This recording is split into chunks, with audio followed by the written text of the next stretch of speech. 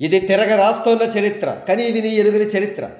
భోంతరాలు దద్దరిల్లేలా, శత్రువుల గుండెలు అవిసిపోయేలా పిఠాపురం వద్ద గల చిత్రాడలో జనసేన పార్టీ ఆవిర్భావ సభ జరుగుతోంది. ఇప్పటి వరకు తెలుగు రాష్ట్రాల చరిత్రలో ఎన్నో పొలిటికల్ పార్టీలో అద్భుతమైన సభలు జరిగాయి. టీడీపీ మహానాడు సభలు కూడా జరిగాయి.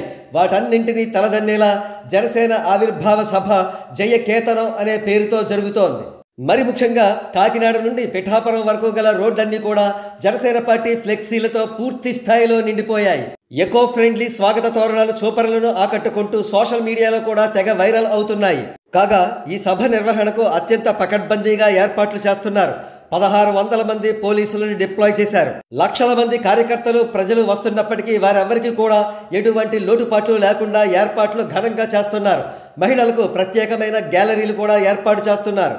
12 అంబులెన్సులను, వైద్య బృందాలను ఏర్పాటు చేశారు. మరో ప్రక్క వేదిక వద్ద ఆ చుట్టుపక్కల ఎక్కడ పడితే అక్కడ ఎల్ఈడి స్క్రీన్లను అమర్చారు. All in all Janasena party జయకేతన మహాసభ అత్యద్భుతమైన ఏర్పాట్లతో, అంగరంగ వైభవంతో తెలుగునాట రాజకీయ చరిత్రలో ఒక సరిక్రొత్త బెంచ్ మార్కును సెట్ చేసిందని చెప్పవచ్చు.